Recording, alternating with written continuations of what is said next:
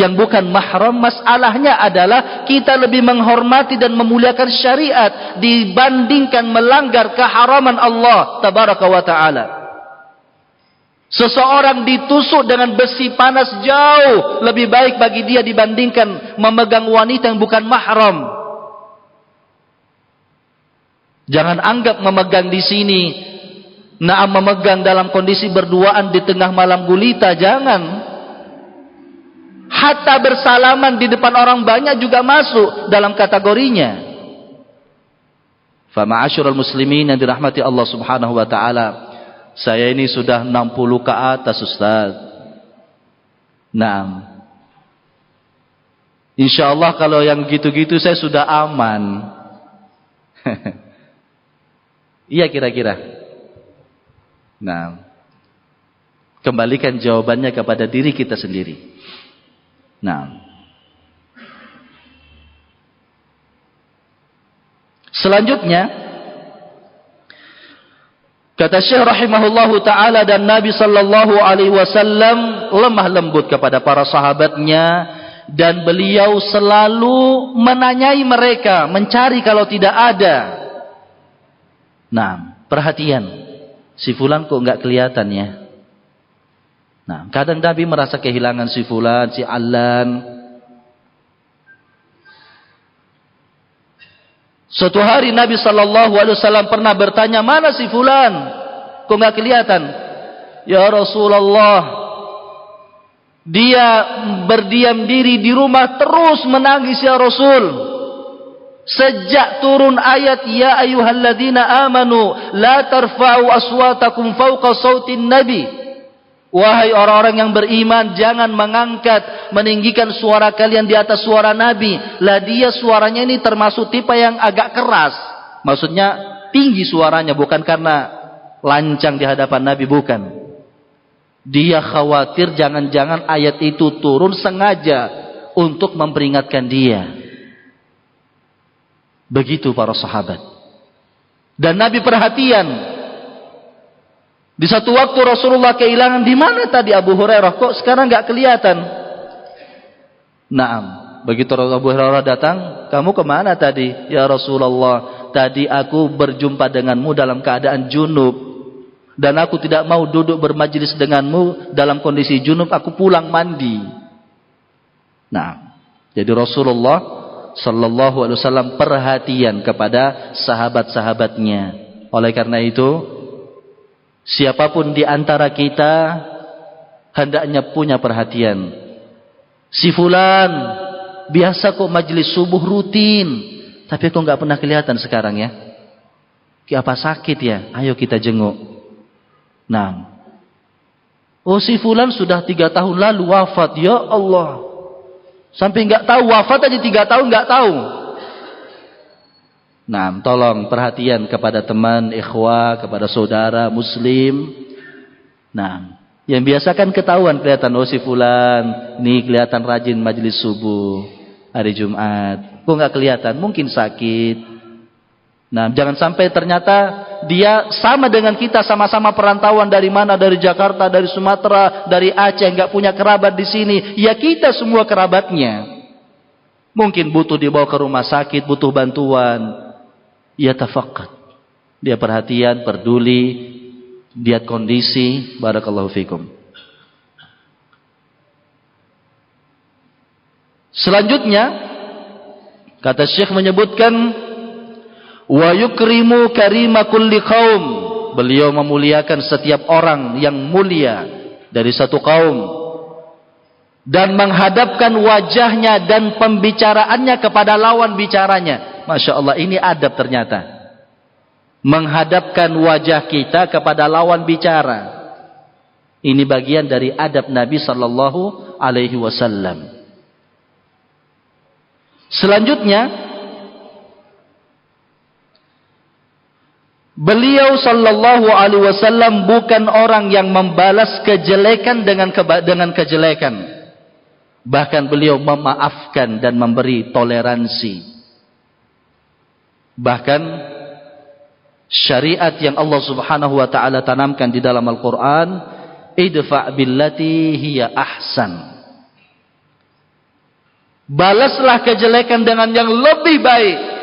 Jadi bentuknya billati hiya ahsan. Bukan idfa bil hasan, tapi billati hiya ahsan dengan menggunakan isim tafdhil. Fa idzal ladzi bainaka wa bainahu adawatun ka'annahu waliyyun hamim.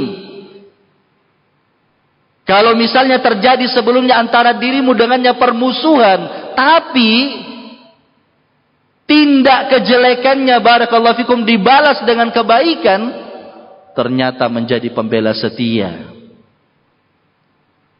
Nah,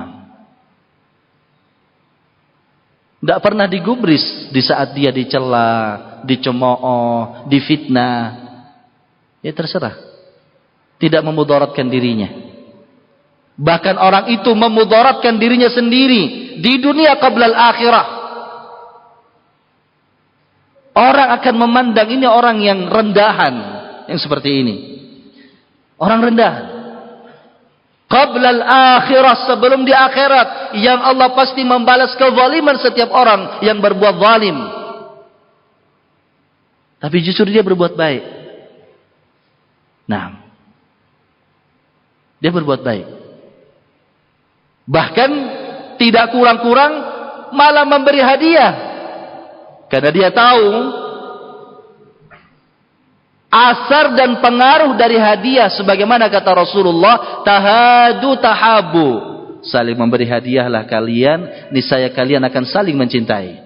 Kasih hadiah, akhirnya langsung mencair itu es yang sudah membeku. Nah, maka Allah Subhanahu wa taala katakan, fa idzal ladzi bainaka wa bainahu adawatun ka'annahu waliyyun hamim. Akhirnya menjadi pembela setia. Ya berat Ustaz. Memang berat, tidak mudah. Kita memang harus korban perasaan. Oleh karena itu Allah menyatakan dalam lanjutan ayatnya, wa ma yulaqaha illa alladzina sabaru wa ma yulaqaha illa dzu hazzin azim. Tidak ada orang yang diberi karunia seperti itu untuk menghiasi dirinya dengan sifat yang demikian kecuali para penyabar memang, dan orang yang akan mendapatkan keberuntungan yang besar. Ikhwan fiddin, barakallahu fikum. Selanjutnya, beliau orang yang berlemah lembut dan tidak memukul pembantu, tidak pula memukul wanita. Ini Rasulullah. Memukul mungkin anak dan istri, ini sebenarnya adalah pilihan terakhir. Pilihan terakhir.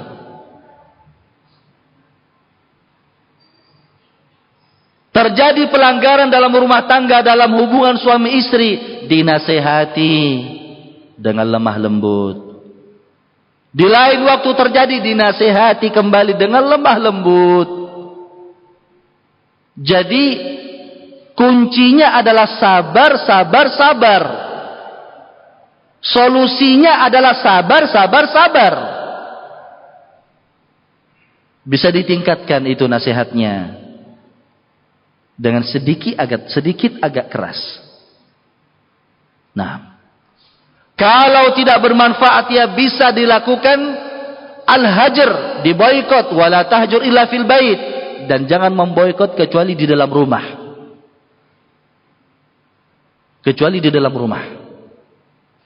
Agar tidak banyak pihak yang tahu kalau sedang terjadi percekcokan dalam rumah tangga, dan itu biasa terjadi. Jangan membayangkan kehidupan rumah tangga itu enaknya 70%, yang 30% enak sekali. Jangan. Namanya rumah tangga itu seperti orang yang mengarungi bahtera, mengarungi samudra, akan berjumpa dengan ombak, gelombang, angin, topan menerpa. Tidak selamanya yang kita dapatkan angin cepoi-cepoi. Ya? Tidak selamanya.